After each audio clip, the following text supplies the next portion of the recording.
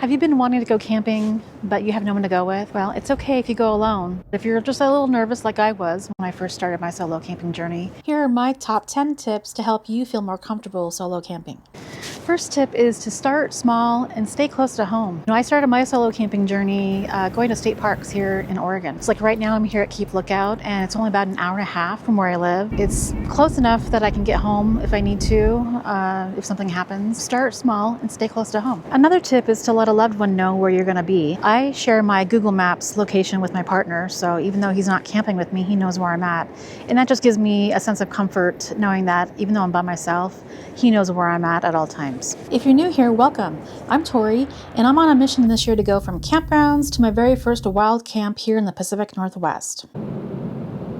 So another tip is if you're going someplace a little cooler in temperature, to dress in layers and sleep warm. You know, when you sleep and it's cold out, it's miserable. And so when you're anxious about camping alone, just being warmer gives you that comfort that you need. Another tip is just remembering that most people aren't really focused on you. They're doing their own thing. They're not there judging you or watching you or, thinking, oh, she's new to camping or whatever. So just focus on you and just know that other people, they don't really care. One of the best things you can do is just trust your instincts. If something feels off, or if a location doesn't feel safe to you, or a person or people just feel uneasy, just go with what you're feeling. Don't second guess it. If that means you have to leave or go somewhere else, that's what you have to do. Let me know in the comments if you're finding any of these tips helpful so far. So another tip is to get familiar with your gear. So for instance, this is my new tent. I've had it now for 3 trips, but I set it up at home beforehand just to make sure that I knew how this thing worked. So get familiar with your gear. So another tip, if you're going to be solo camping for the first time, is try to get to your location, whether that's a campground or a camp spot somewhere. Get there way early, like before the sun goes down if you're camping in the fall or the winter, so you can set up without it getting dark, because, once it gets dark, it's a little scary. Things start making noises in the bushes and it's harder to see. So just start early, get set up before dark. So another tip for solo campers is to bring something to help you feel more secure. So like I have this bear horn. I took this when I was in bear country in the summertime. If you just have something that you feel comfortable with to scare animals or to scare people. Some people like to have motion sensor lights around their camp, so it kind of deters animals or people from coming in at night.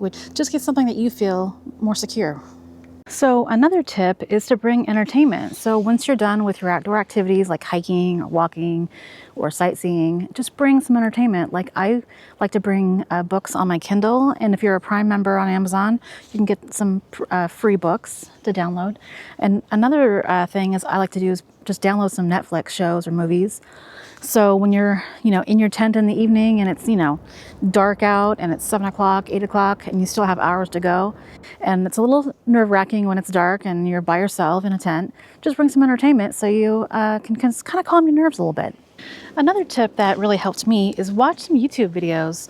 I'm not talking about the how-tos, but I'm talking about the real-life vloggers. Kenny of All Trades comes to mind. He's actually the one that taught me how to build a fire.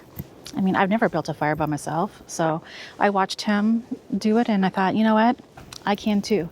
So just get familiar with how to do certain tasks by yourself by watching YouTube videos. If I hadn't taken that first step this past year and gone out on my own, I would have missed out on so many awesome opportunities. Not only did I grow as a person, but I got to see some really incredible things. I got to go see some waterfalls that I never would have seen had I not gone out camping. I wouldn't have just experienced the beautiful backyard that I have here in the Pacific Northwest. So just get out there, be brave, learn, grow, and just have a blast. At the end of the day, you have to have the courage to go out by yourself, because once you take that first trip by yourself, every single one is a piece of cake. And I personally would rather go outside my comfort zone, camp by myself, than not experience nature and the things that you get to experience, through growth of doing things that scare you. So get out there and just chase your wild. I hope you found these tips helpful. If so, I'd appreciate a thumbs up, as it helps the channel reach more people who want to solo camp.